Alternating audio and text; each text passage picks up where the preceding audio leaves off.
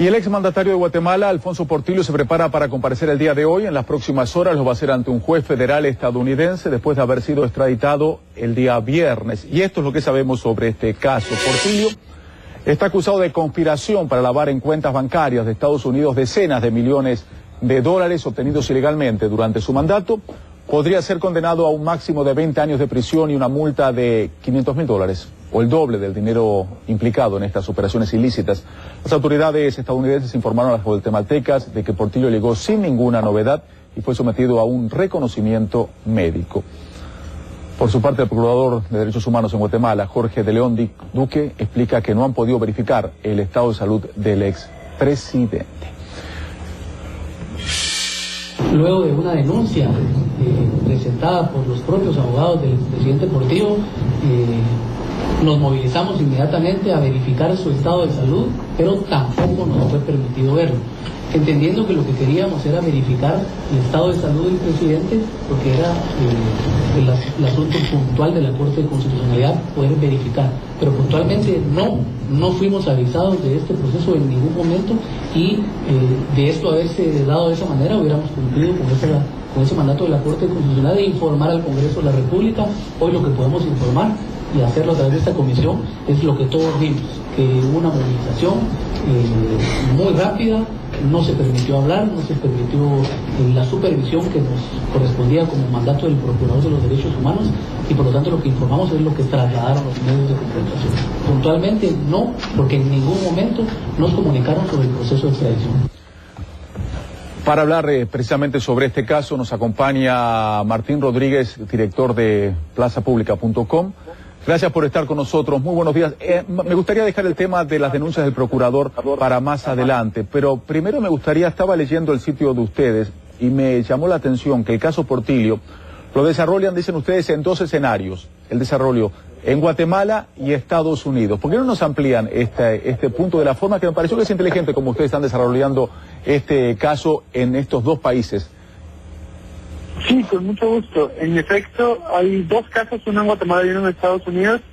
Hay un caso en Guatemala en el que se le acusa de la desaparición de 15 millones de dólares, 120 millones de quetzales, en el Ministerio de la Defensa. Y en este caso la Fiscalía pudo demostrar esta desaparición del dinero, pero fue absuelto en dos instancias ya. Y lo que esperábamos en Guatemala es que esto llegara hasta la Corte Suprema de Justicia. No obstante, el Ministerio Público desistió de llevarlos a la Corte Suprema de Justicia, y ahora está el otro caso, que es por el que lo reclama Estados Unidos, de parte de un soborno de Taiwán antes de que él fuera presidente, cuando ya había sido presidente electo.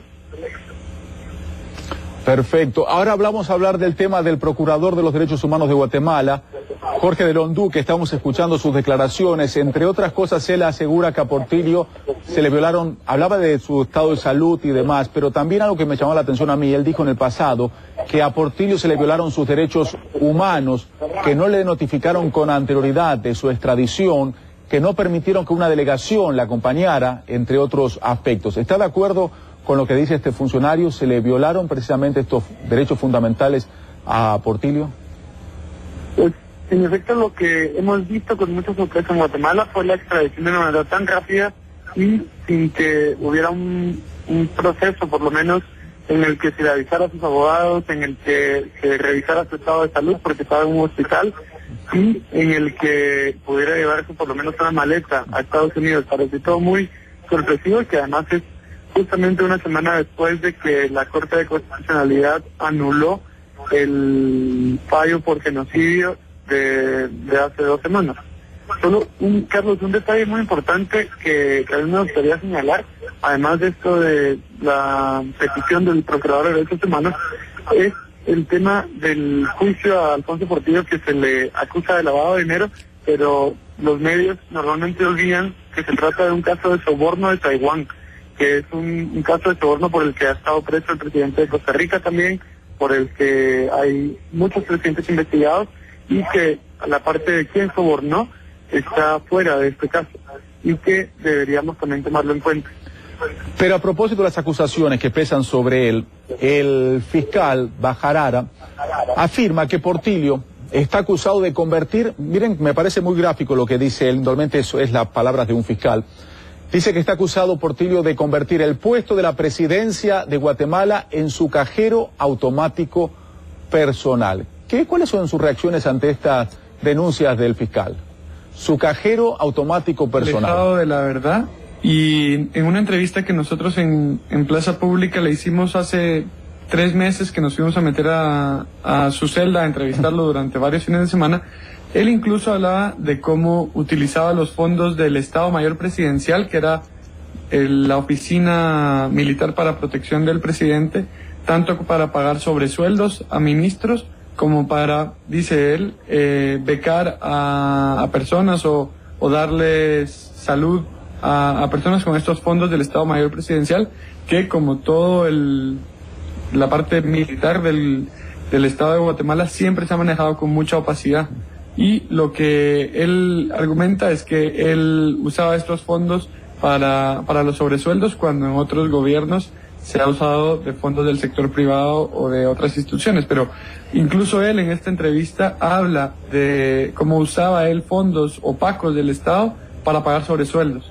O sea, no está alejado de la verdad que él haya cometido graves actos de corrupción en Guatemala.